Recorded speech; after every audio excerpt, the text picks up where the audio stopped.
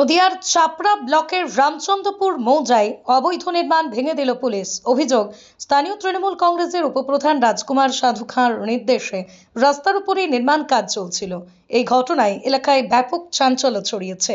স্থানীয় সূত্রে জানা যায়, অমিত প্রামাণিক নামে এক ব্যক্তির বড় পুকুরের পাশে গত কয়েক মাস আগে বাড়ি তৈরিকে কেন্দ্র করে বিবাদ তৈরি হয়েছিল। সেই সময় নির্মীয়মান বাড়িটি ভেঙে দেওয়া হয়েছিল।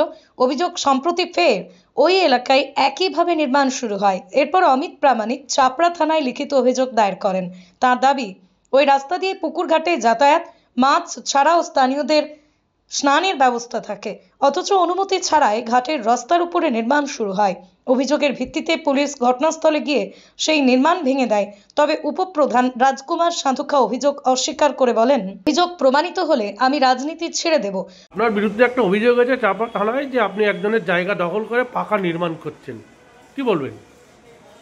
ও সম্বন্ধে আমার কোনো জানা নেই। হ্যাঁ, আর যদি ওরকম ধরনের কোনো কিছু হয়, যদি আমার নামে অভিযোগ থাকে, প্রমাণ করতে পারলে আমি রাজনীতি ছেড়ে দেবো, ঠিক আছে? হ্যাঁ, আর এই যে অমিত প্রামাণিক কিংবা বিজেপির নেতা প্রকাশ অধিকারী যে আমার নামে যে অভিযোগটা করছে, যদি অভিযোগ সত্য হয় আমি রাজনীতি ছেড়ে দেবো, ঠিক আছে? থানায় ইতিমধ্যে অভিযোগ হয়েছে, থানায় অভিযোগ সে করেছে। হয়তো আমার উপরে ওনার অন্য কোনো রাগ থাকতে পারে, তাদের পার্সোনাল কোনো রাগ থাকতে পারে, তার জন্য মিথ্যা অভিযোগ করেছে। বলছে আপনার মদকে নাকি ওই জায়গা দখল হয়েছে। না, সে উনি ওনার মতো বলছে, কিন্তু আমার মদতে হয়েছে সেটা তার প্রমাণ দেখ। প্রমাণ দিতে পারলে আমি তো বলছি আমি রাজনীতি ছেড়ে দেবো।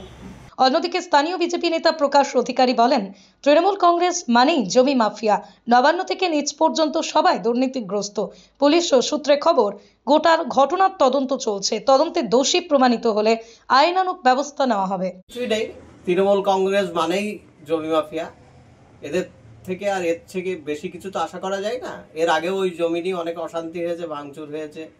হ্যাঁ, পুলিশ প্রশাসন ডাইরেক্ট মাননীয় জজ সাহেব রায় দিয়েছিলেন, তারপরে ভেঙে দিয়েছিল। আবার তৃণমূল কংগ্রেস ওই জমির ওপরে লোভ ছাড়তে পারেনি, আবার দখল করেছে।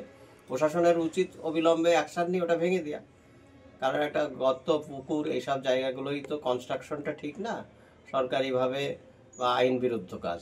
তা তৃণমূলের কাছ থেকে আর কি আশা করা যায়? আইন বিরুদ্ধ কাজের সঙ্গেই তো যুক্ত, এবং নিজের আখের গুছানো পয়সা রোজগার করাই তো এদের একমাত্র ধর্ম এবং কর্তব্য।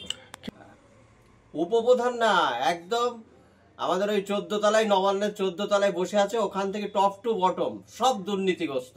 ওদের কাজ জমি মাফিয়া, চাকরি বিক্রি, কয়লা বিক্রি, পাথর বিক্রি, এই তো এদের কাজ। এটাই তো তৃণমূলের কালচার। এদের কাছ থেকে এর ছাড়া কি আশা করা যায়? তৃণমূলের উপপ্রধান পার ক্ষমতা থাকে, দলের ব্লক সভাপতি ওকে সাসপেন্ড করুক দল থেকে।